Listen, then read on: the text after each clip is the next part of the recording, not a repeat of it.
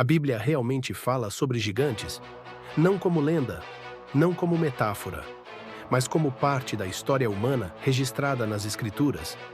Eles aparecem logo no início da Bíblia, assustam povos inteiros e depois simplesmente desaparecem.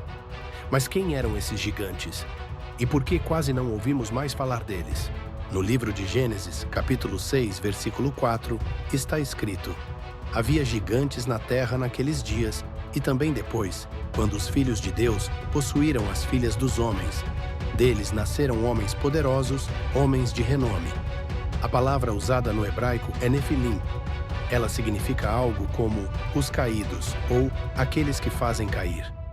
E o texto é claro ao dizer, naqueles dias e também depois. Ou seja, eles não aparecem apenas uma vez na história bíblica. E então surge a grande pergunta: de onde vieram os gigantes? A Bíblia não dá uma resposta única e direta, mas permite interpretações aceitas entre estudiosos bíblicos. A primeira teoria afirma que os filhos de Deus seriam seres espirituais, identificados por muitos como anjos que se rebelaram contra Deus e que se uniram a mulheres humanas, gerando os Nefilins.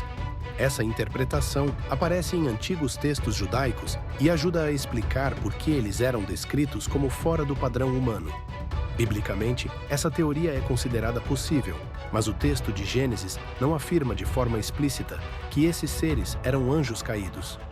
A segunda teoria, mais comum, sustenta que os filhos de Deus eram a linhagem piedosa de Sete, que se misturou com a linhagem corrompida de Caim. Nesse caso, os gigantes seriam homens extremamente fortes, violentos e dominadores, não monstros, mas líderes temidos. Essa interpretação é considerada mais segura teologicamente, pois se mantém estritamente dentro do texto bíblico.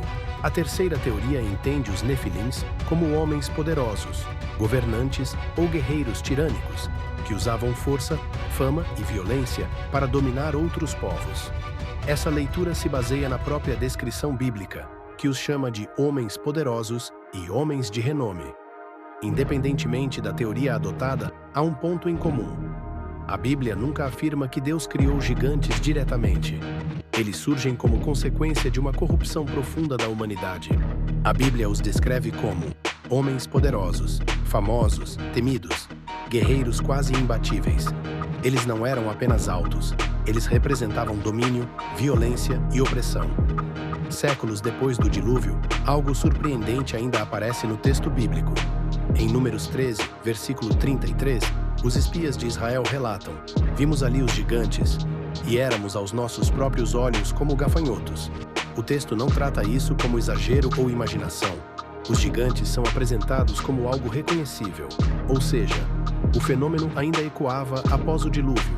O texto bíblico trata esse relato como histórico, não como metáfora ou exagero. A Bíblia nunca diz diretamente que o dilúvio aconteceu por causa dos gigantes, mas afirma algo decisivo: a terra estava corrompida diante de Deus. Depois disso, os relatos diminuem drasticamente. Os gigantes deixam de dominar a história bíblica e passam a aparecer apenas como exceções. Cerca de 1000 anos após Moisés, um nome volta a aparecer: Golias. Um gigante de Gate, guerreiro experiente, descrito como alguém que desafiava Israel todos os dias. Mas Golias não era o único. A Bíblia menciona que ele tinha irmãos, também guerreiros temidos, descendentes da mesma linhagem de gigantes. Em 2 Samuel e 1 Crônicas, esses irmãos aparecem enfrentando os servos de Davi e são derrotados um a um. Golias, porém, se destaca. Ele não foi derrotado pela força, mas pela fé de Davi e sua total dependência em Deus. Após esses relatos, não há mais menções diretas a gigantes dominando povos ou aterrorizando Israel. O que antes causava medo desaparece silenciosamente da história bíblica. A Bíblia não menciona gigantes para exaltar o tamanho deles, mas para mostrar que nem a maior força da terra resiste à vontade de Deus. Eles existiram, foram temidos e desapareceram. E talvez por isso, esse seja um dos maiores mistérios das Escrituras. Se você gosta de mistérios bíblicos explicados com base no texto, se inscreva no canal Bíblia em Cena e ative o sino para receber as notificações. Que a palavra de Deus traga entendimento, fortaleça a sua fé e conduza seus passos segundo a verdade.